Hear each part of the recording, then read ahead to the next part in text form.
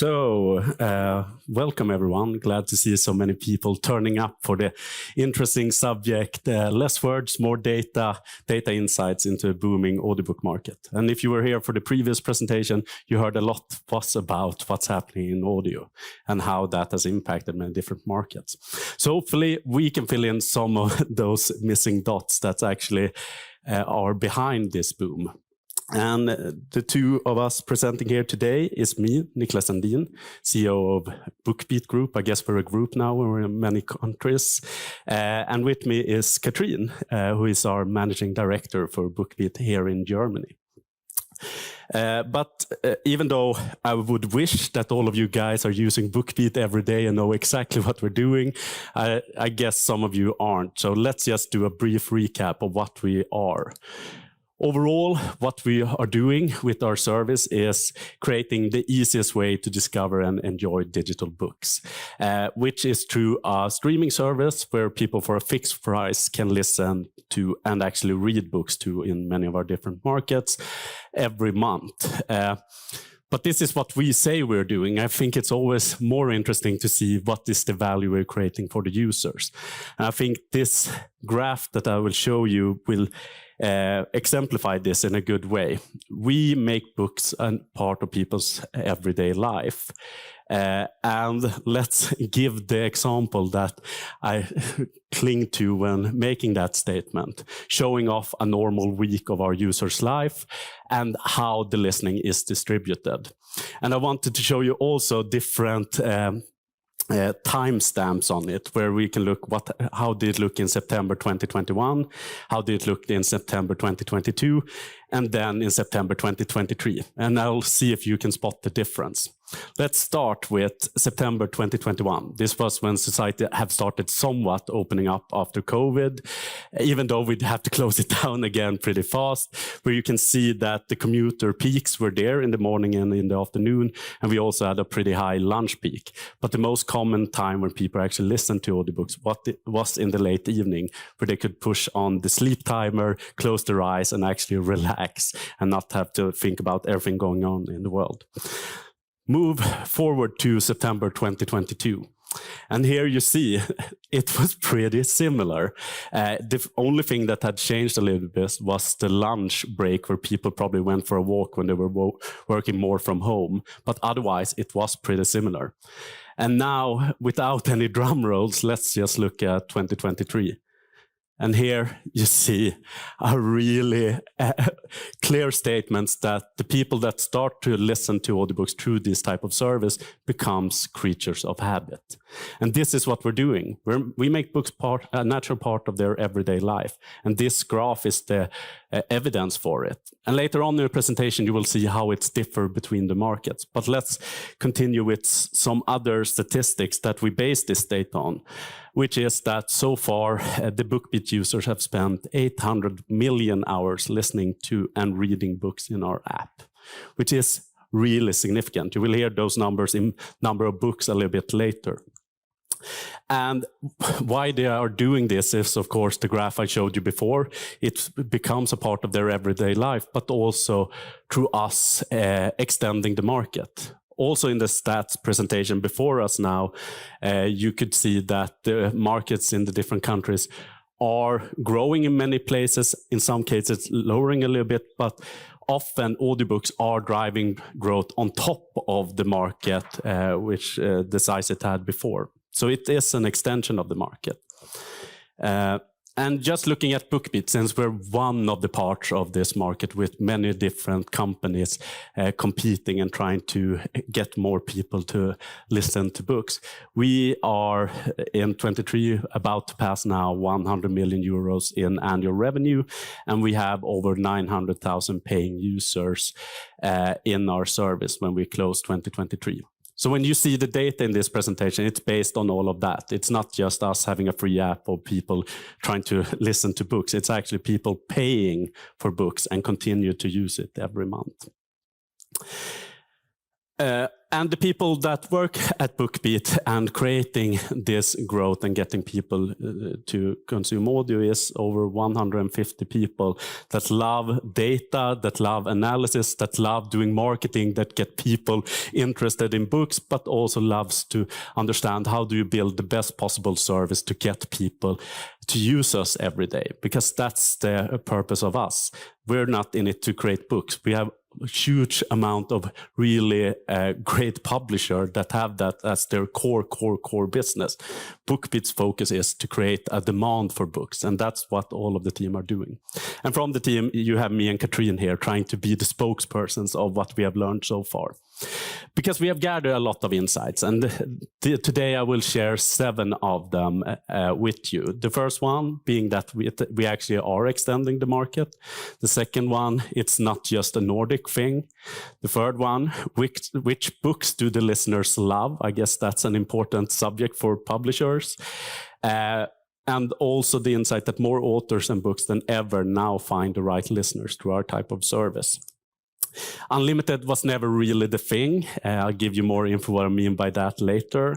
Audiobook streaming is a local game. I guess you all guys know it, but let's show some data that reaffirm it.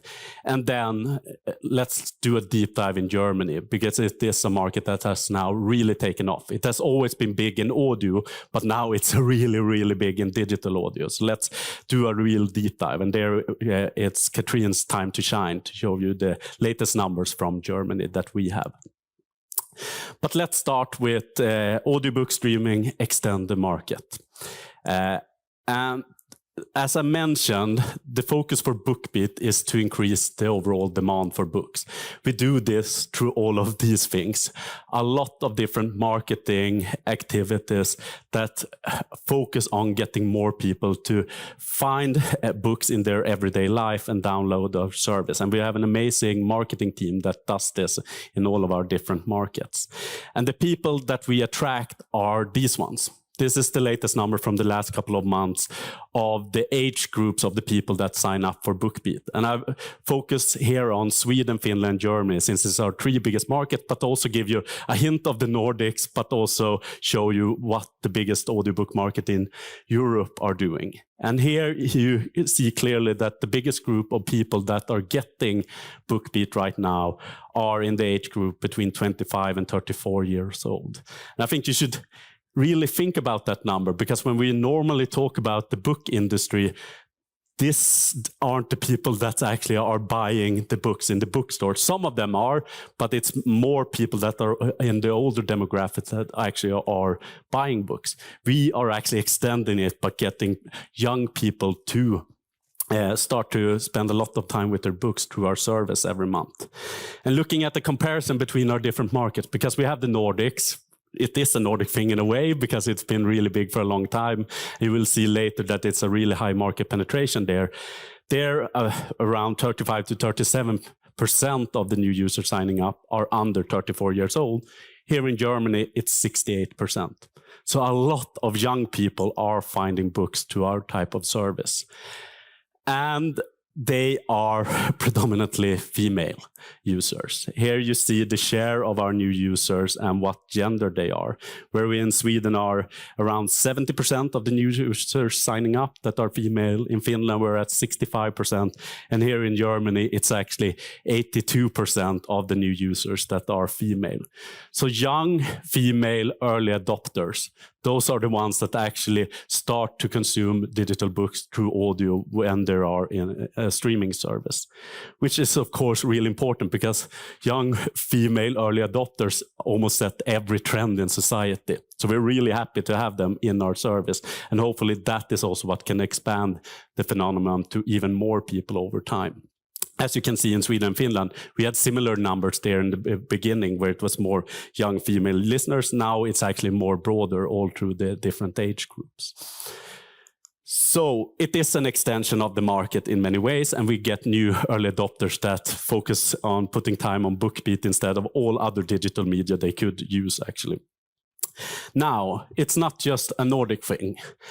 And let's reiterate, I showed you this graph earlier where you could see it was creatures of habit that we have in our service that listen all through the week at the same times, year after year, week after week.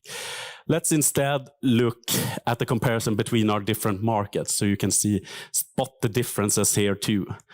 First, let's start with Sweden, since that's where we started our service back in 2015. Here you see the graph for Sweden, pretty close to what I showed you before. Let's add Finland. Here you see it's really kind of the same behavior with some small differences that I will get back to. And now let's add Germany. Since we have been in the German market for many years, we now have a lot of data of how the Germans listen, over 100 million hours so far. Here you see that it's actually not just a Nordic thing with audiobooks becoming part of people's everyday life through this type of service. It's actually a behavior that's replicated on the new market as they mature and we get more users that put this into their life. But let's look at the differences. First, Sweden. People do other stuff during dinner on Friday and Saturday. That's the big difference. Otherwise, it's pretty similar. Looking at Finland, it's #1 in late listening in the end of the evening before they go to sleep. So that's where the Finns stands out.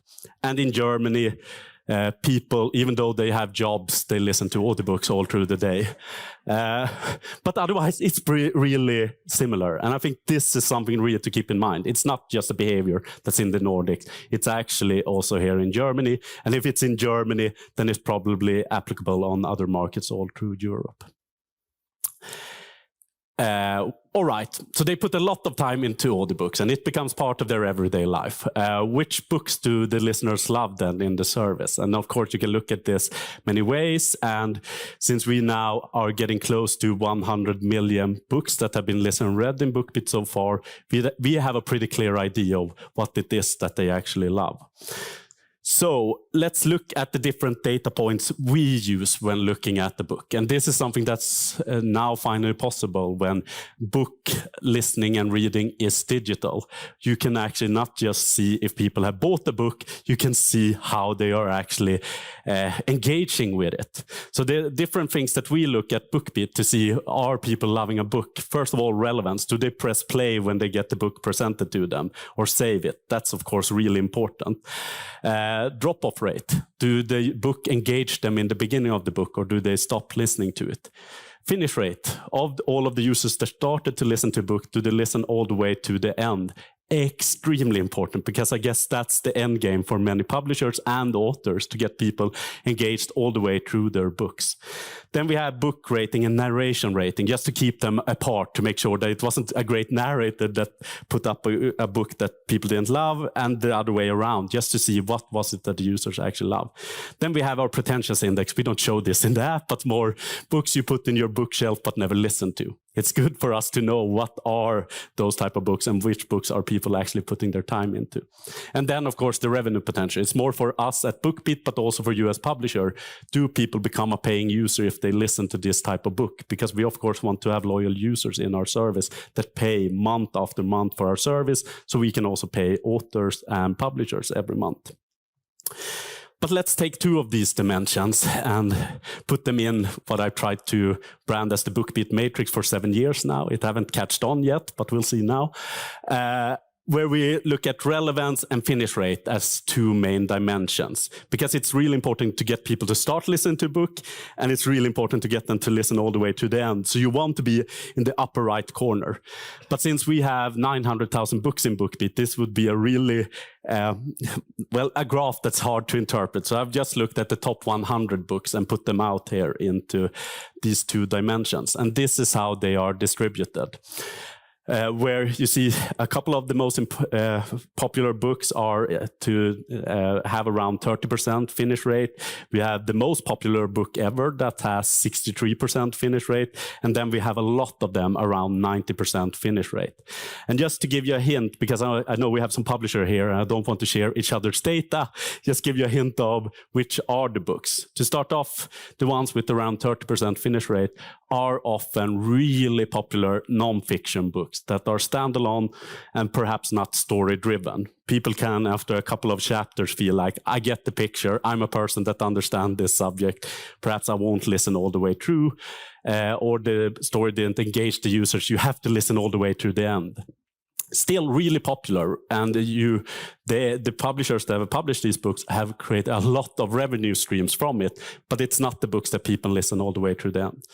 Then we have the books here in the middle, which are fiction and non-fiction, that can also be standalone and really phenomenal titles that are also story-driven. So perhaps a biography and a gripping story that is non-fiction than just something telling a story about the subject. And then we have this lower right corner with 90% listen-through rate. And here it is mainly fiction. And it's mainly fiction that's part of a series and that is story-driven. Because people feel, I want to listen all the way to the end. I want to listen to the next part. They just get hooked on a series. And this is also why crime and romance and a lot of different novel series are the biggest one in the streaming services, because people listen all the way through and really get hooked. So this is how it's distributed. And the good thing for you guys as publishers is that you're already publishing this. You don't have to reinvent the wheel to be successful in a digital audiobook service, because we have 900,000 books in our service. All of them are normal publishing. Just some of them work even better in digital audio than others, but it's not that somebody has just created new stuff that people love here. It's actually the same stuff. And the average length of a book is around 8 to 10 hours. They don't need really short books. Some of the ones here with over 90% listen-through rate are over 20 hours long.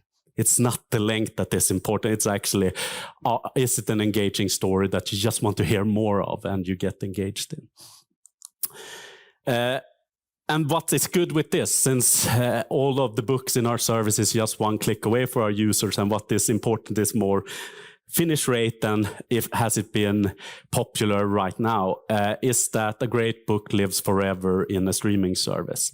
Looking at the BookBeat share of listening, putting front list compared to back list, 67% of the listening to books in BookBeat is to books older than 1 year. And 33% are the new books released. And this is, of course, connected to the series phenomenon. If you listen to the latest part of the series, then you will go back and listen to the full catalog.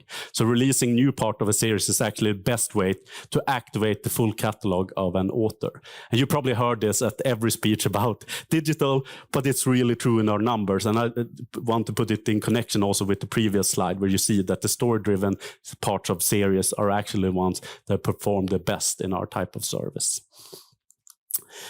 So with that being said, let's look more at authors and books, and that more of them than ever are right now finding the right listener through our type of service.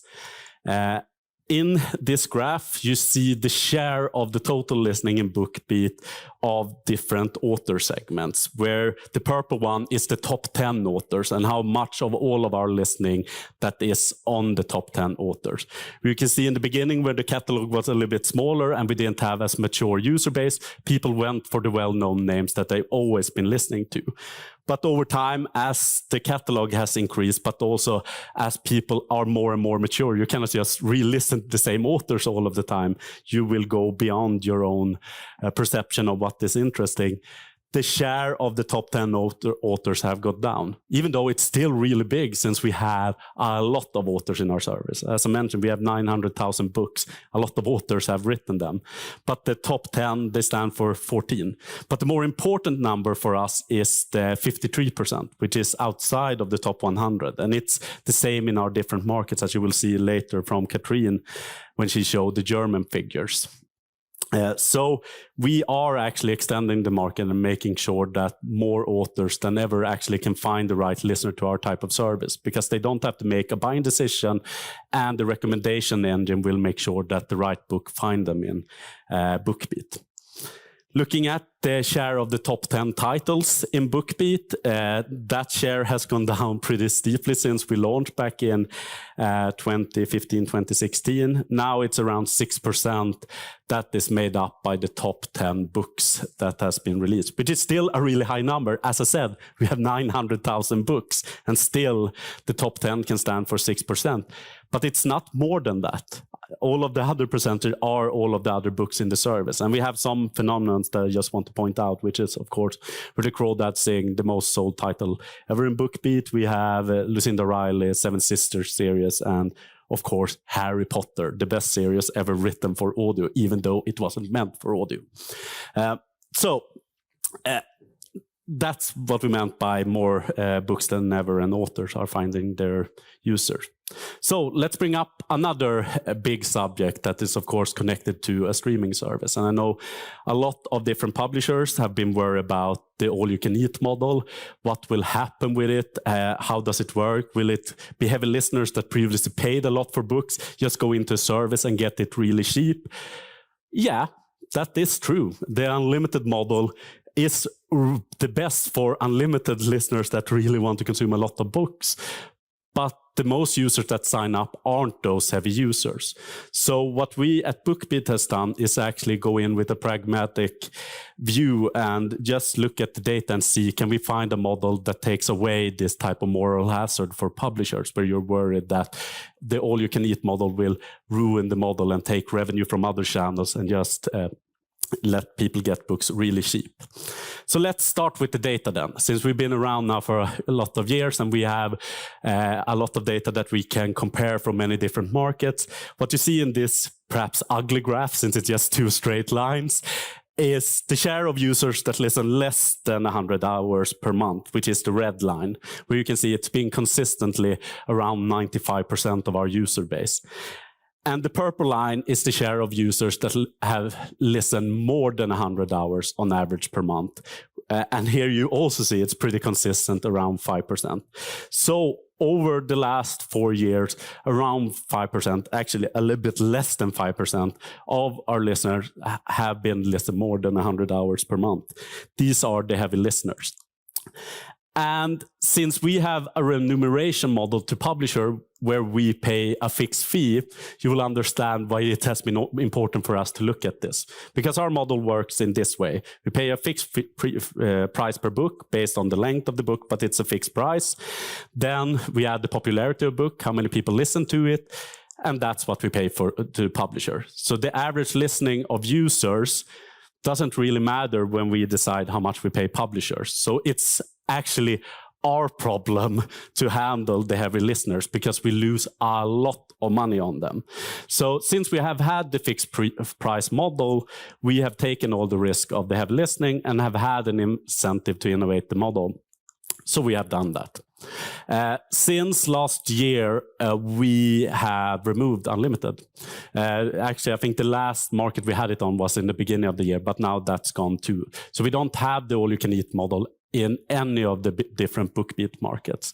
What we do have is the unlimited access model. So people can go in, look at different books in our service, easily press play, start to listen, engage with the books, but they cannot listen as much as possible. They then have to pay more if they want to listen more. So we have a model with different tiers where $9.99 for 25 hours, and then you can add up premium. And this looks different in different market based on the local conditions. But you can't listen as much as possible. And if you hit the top cap, then you have to pay more for more hours. It's almost like a telecoms carrier, but still, it's better than just having those 5% just drive down what we can pay to publishers and being a loss leader for a service. And the impact on us, of course, because since we started, everybody said, oh, it needs to be all you can eat. It needs to be easy for users. This is the impact. Let's look at the different segments.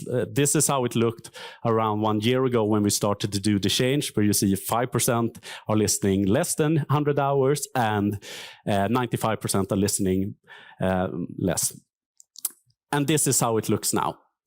we have actually taken a hit on the users that listen more than 100 hours. We have lost some of them. But at the same time, and this is for all of BookBeat, we have added 34% in the segment that listen less to 100 hours, which is actually our extension of the market, getting more people in that put their time in digital audio.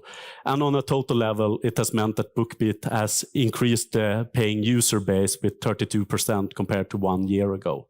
So taking away unlimited, it has hurt us a little bit, but in the really small segment, while we have been able to continue to extend the segment of people that listen less than 100 hours, and in a way actually created more sustainability in the overall model.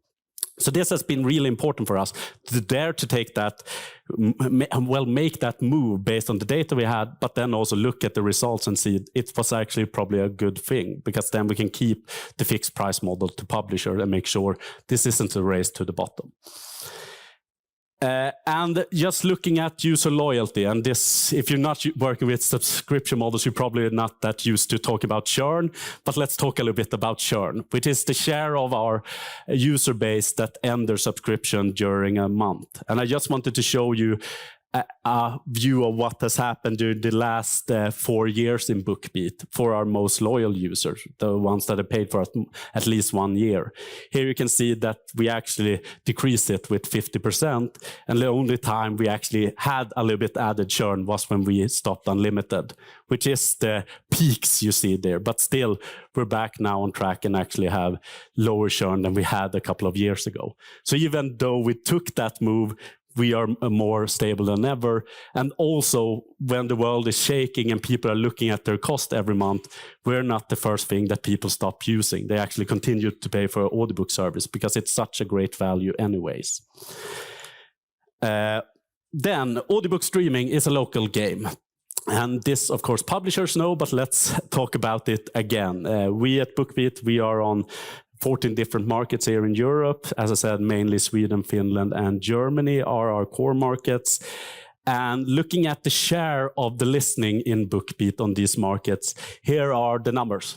We just took the amount of hours listened during 2023 and how much was in the local language, how much was in English, and how much was in other language. And the only market where other language stands out is in Finland, where some of them speak Swedish. So it was actually same language that you see in the picture.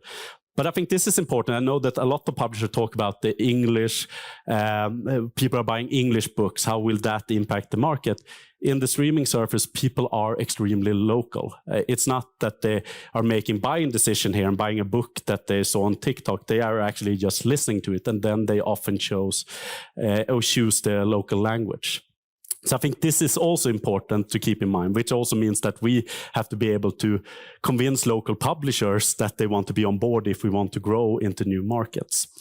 And just to put this also in comparison to another big service that's mainly into music, but also are into audiobooks, Spotify have previously announced that over 80% of their listening to music is outside of an artist's home country. If we look in BookBeat, as you saw from the numbers now, actually over 90% of listening is in local languages, and it's mainly local authors. So it's not the same global game as often seen in other types of streaming services, which is, of course, both a gift and a curse, because it means that it's harder to scale to many markets at the same time, but it also means that every service that wants to grow in a market have to be really focused and make it work for that local market.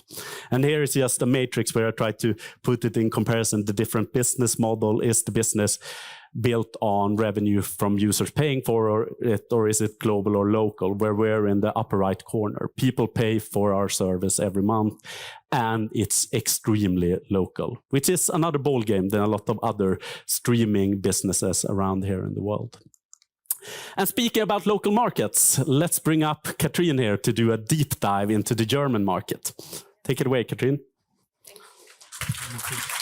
Thanks. Hi. So yeah, a quick deep dive into the German market, as Niclas said, to look how the German market looks like. So this is how we perceive is the development in the past years.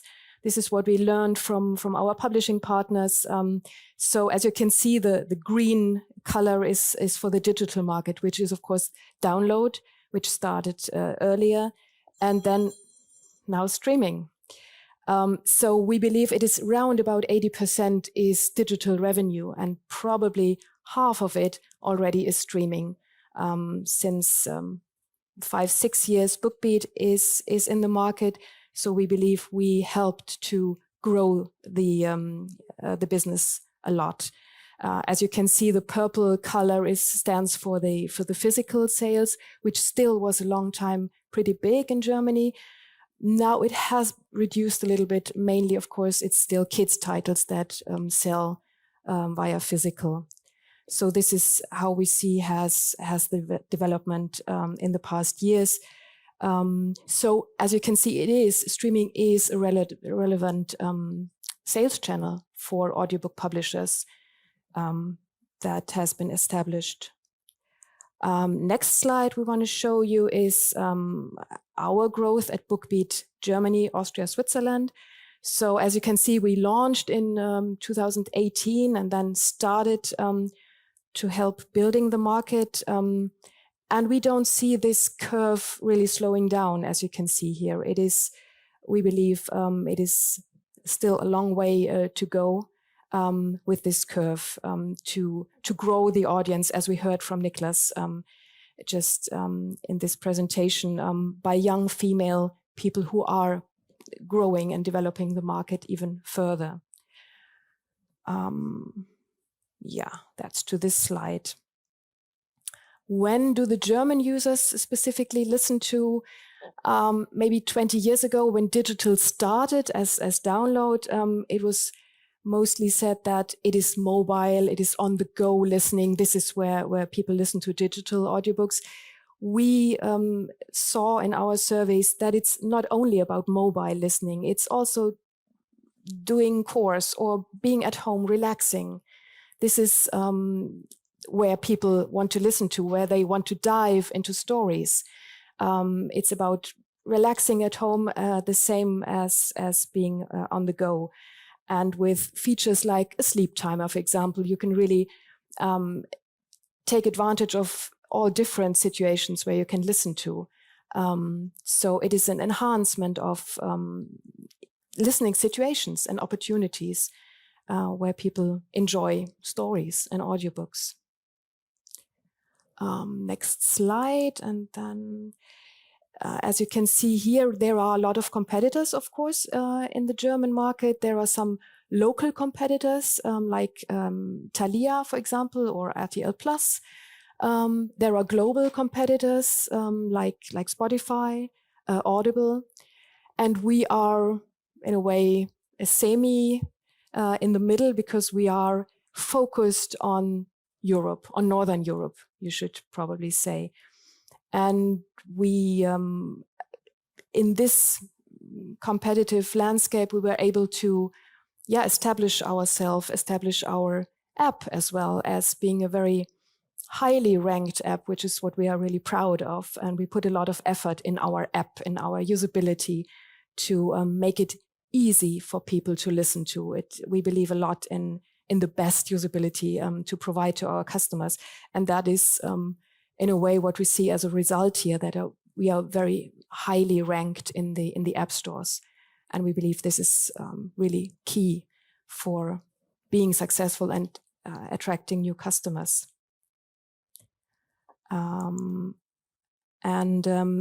This is what Niclas showed before in terms of the group. The same applies to the German business. Also here we see, yes, of course, we are selling best-selling books. We are selling best-selling authors, as you can see here, the most beloved Marc-Uwe Kling and Mona Kasten and Colleen Hoover. All these names, of course, sell a lot. But as we explained before, there is almost 60% outside of the top 100.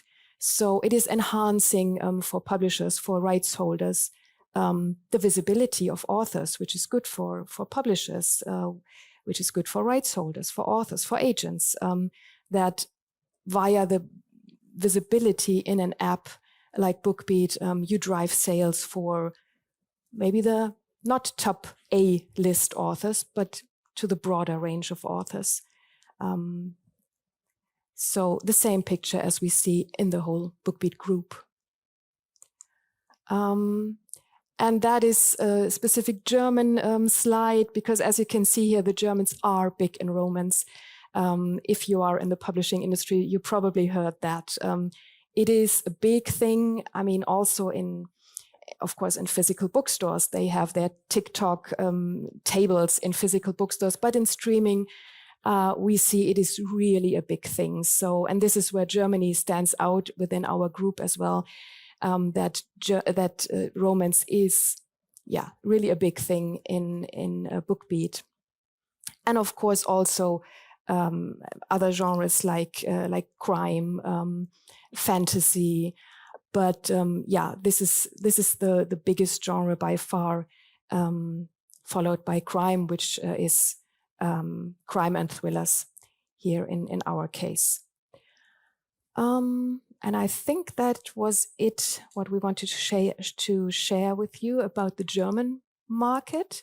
So and I give it back then to you. After you've seen more of a deep dive in Germany, let's put that in a perspective, since I've shown both the BookBeat group, which is of course impacted about what's happening in Sweden and Finland, also Germany now, since it has taken off, even though having 2,600% growth also means that we were pretty small back in the beginning of 2019, just to be clear about that.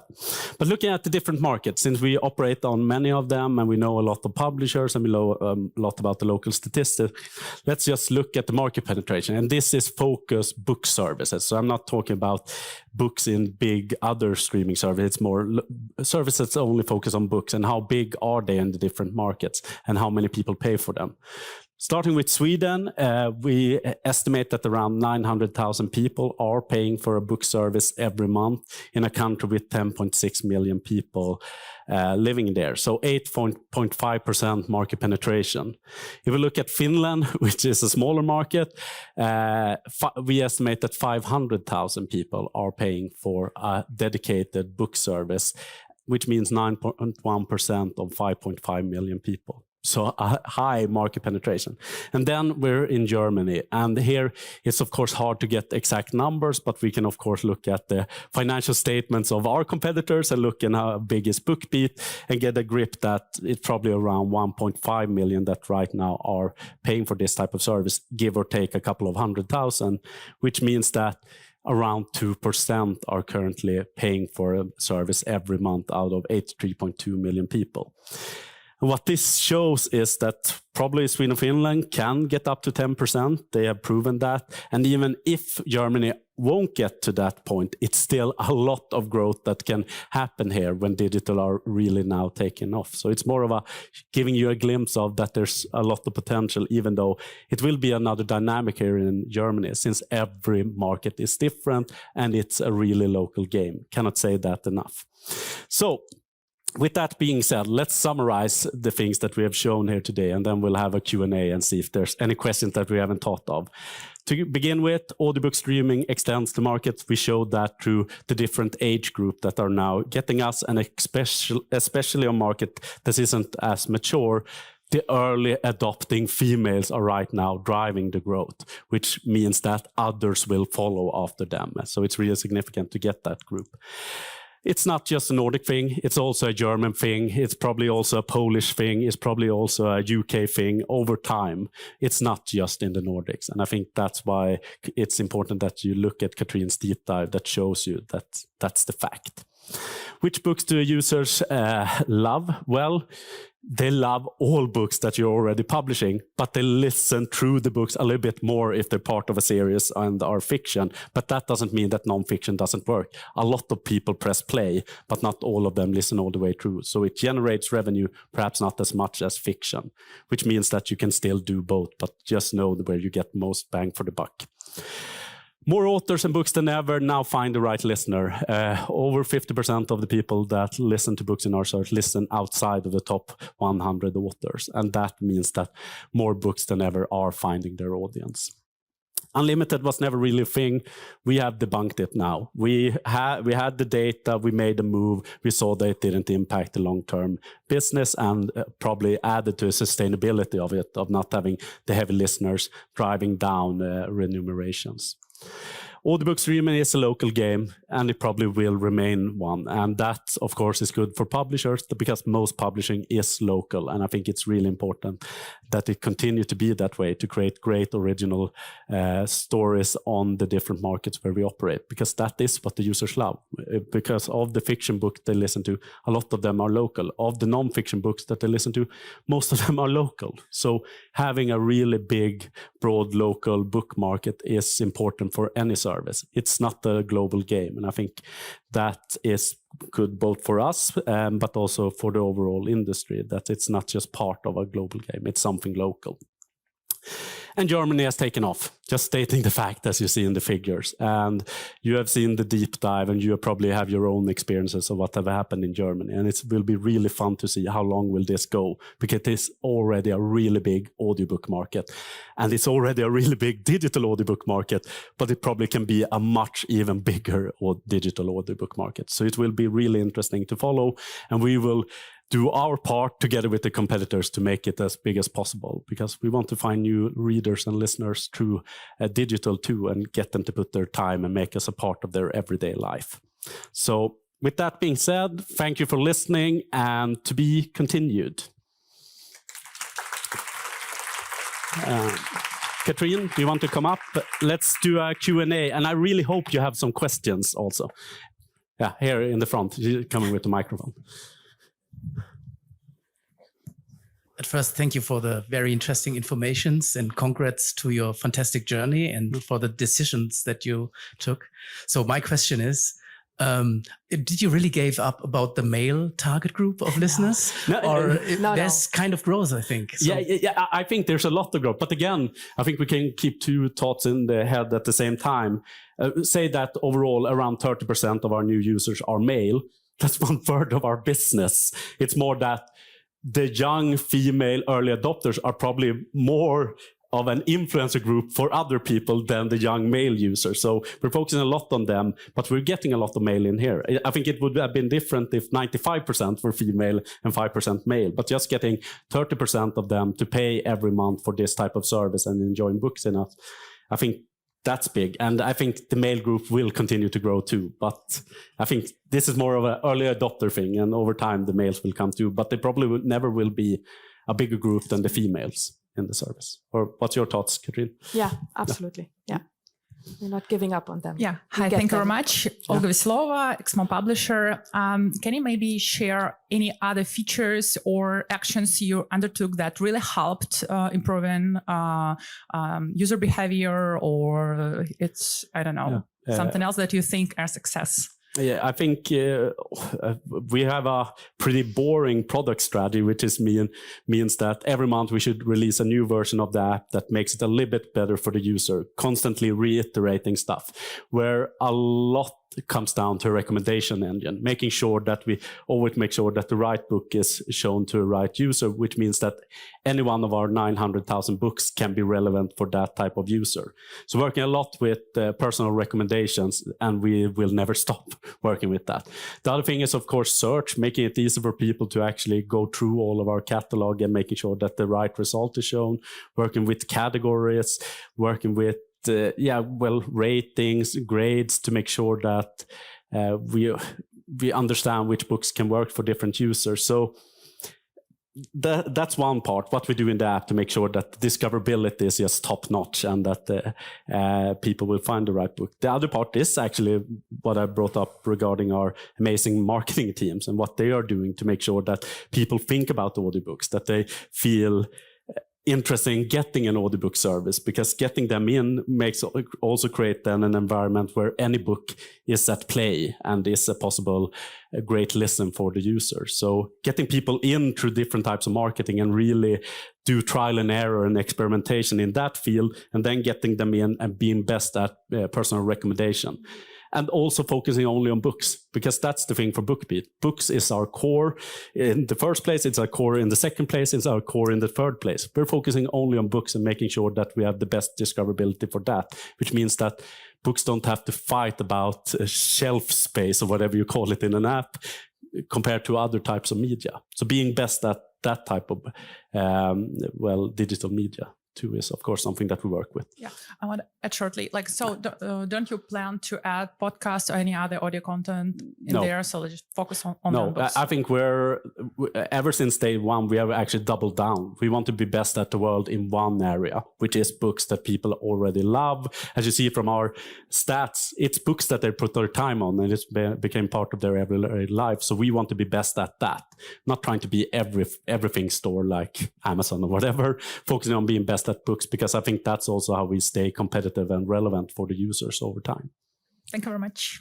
And I think I would stress this, what you said already, that's every month releasing a new app version. That to me was really amazing to see. And I think this is a testament of our principle of step by step improving what we offer, and not just giving an app out and then said, now we're done, but really listen to customers, listen to the feedback they give to us, and try to improve every month to stay state of the art. Thank you.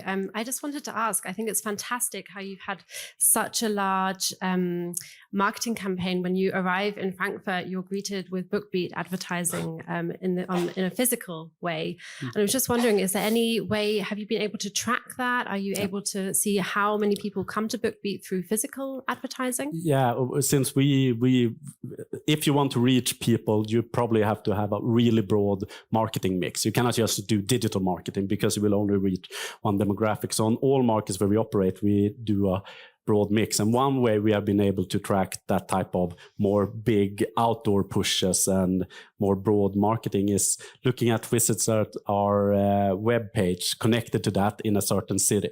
So when you do a lot of out-of-home marketing with a lot of interesting book connected to a book launch, we can see, are people showing up more in Stockholm area compared to other parts of the country, or here in Frankfurt? Do we get more visitors here? Because that shows us that it has impact, even though we cannot track exactly what was the effect, but we can see it had some overall impact. And then we know that if it has impact, then it probably also benefits us in other channels. So that's one way of tracking. But then, of course, we do media tracking, we do awareness tracking, and of course, look at what is the cost for a new user, just sharing the marketing budget with how many users actually signed up. So many different ways, but one way is actually looking at the local area. Did we get an impact from the people there? Is a good sign that it actually made sense to invest there.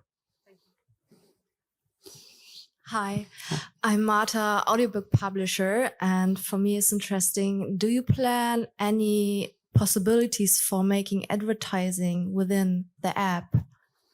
I think this is one of the most common questions we get from publishers. I guess publishers are often used to doing that with bookstores, and it is hard since we are founding a lot of our recommendations engine on data and making sure that we always show the right book for the right users.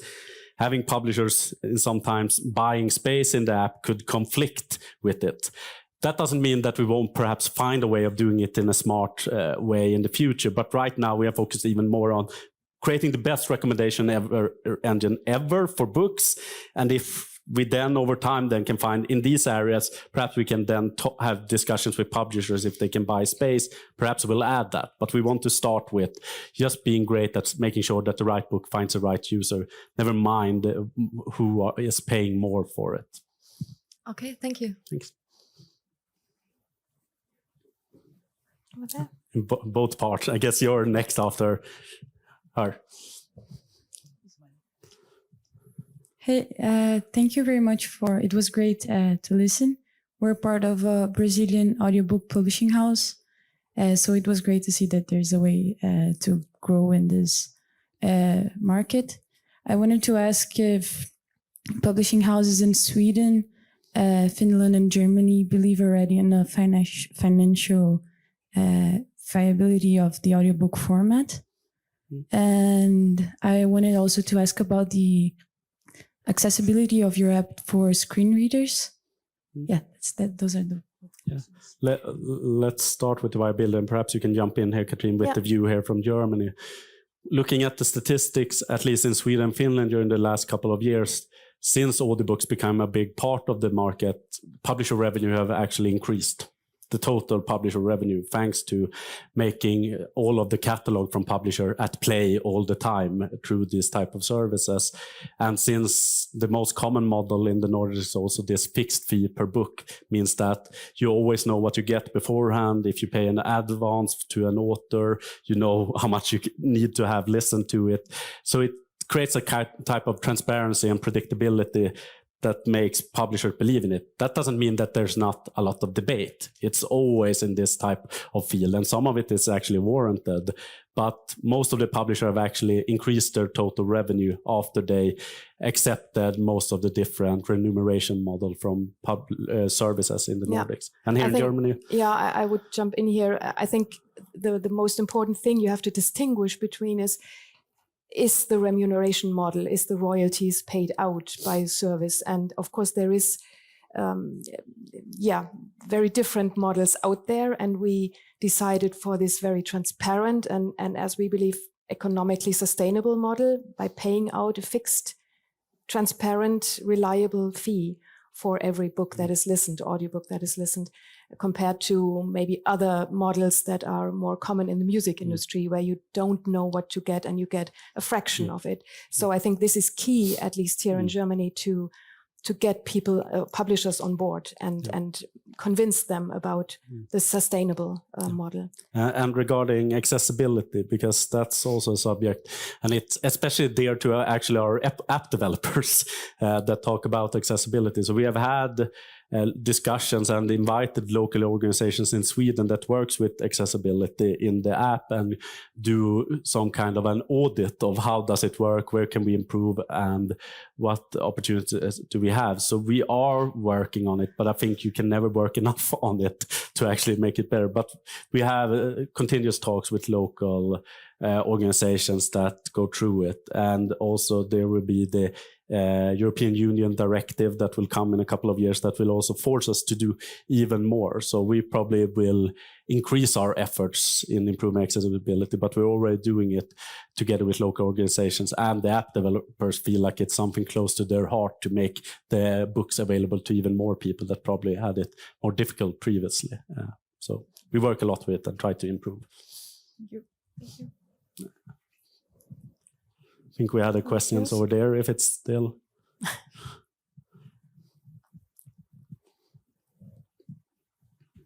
Just quick question. Do you dream it also like Amazon create your own publishing house for audiobooks only? Do you mean, state the question again, sorry, I didn't. Like Amazon, do you have a plan or dream to create your own publishing house? Yeah, just to make that clear, what we want to be best at BookBeat is increasing the demand for books and be best at marketing, app development, just getting people to listen to books. We don't want to be publishers, even though in some markets, we have some books, especially on new markets like Poland. If there's too few books, we can buy rights from the Nordics and publish them there, but that's not our end game. Our end game is to be the best partner to publish them, create a demand while your core business is creating the books that the users love. That's the mix that we want. Yes, here in the middle we have... you have such a high voice. So. No. Yeah. Yeah. In this era of awards and prizes, I think yours would be on the shortlist for best presentation. So. Oh, thank you so much. Really good to hear that. Thank you. It's the best audience. It's easy to present to them. So. The question, I think, is one that might be shared by others, which is, what is the profile? Your profiling is very impressive. What is the profile of those people who listen more than 3 hours a day? Actually, they are pretty similar to that. Perhaps they're not 25 years old. It's often people that's perhaps 65 years up. So when we dropped Unlimited, that's actually the backside of it. We have never had as many retired people writing to our customer service and saying, you ruined my life. Because now, previously I listened all through the day. Now I actually have to pay even more, which of course, it wasn't fun to read that because it was probably somebody in the team grandmother that wrote it.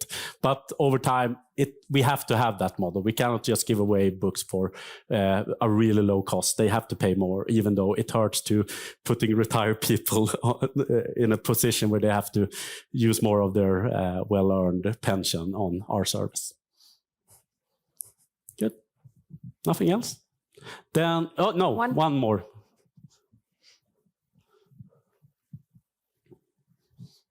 Thank you very much for the insights. I wanted to ask about the potential of kids content and what you think about that in Germany, but also in other countries. And also, I know this is a very German phenomenon, but the potential of audio dramas compared to audiobooks. Of course, we offer everything. We offer kids books, we offer drama plays. From our experience, the majority of consumption is really more right now on audiobooks compared to drama plays. So from our perspective, from our customer base, drama plays are nice and important, and there is fandom about that.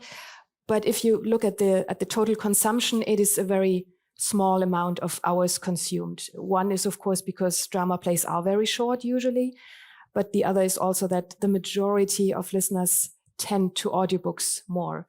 So we are happy to have them and to offer them. And there might be some exceptional things, like we had the Sebastian Fitzek drama playlist. So, but that are more exceptional, light towers. And when it comes to kids content, we are proud to offer everything, but the consumption also here is more targeted to all other genres that we provide. So with kids, it seemed to be in Germany that there still is more the need for some physical thing, be it a Tony figure or be it anything else physical. So that is our experience here. But overall, kids content, even though it's not the biggest genres in our type of service, it has a really dedicated group that loves it every night. If we would look at kids content and show the graph previously, when people listen, just before bedtime is our peak season. Yeah. And that's because it's always available one click away. You can listen to the full series of an author. So primarily kids content where an author released a lot of different titles in a series perform really well, and because then it actually creates a lot of hours of listening.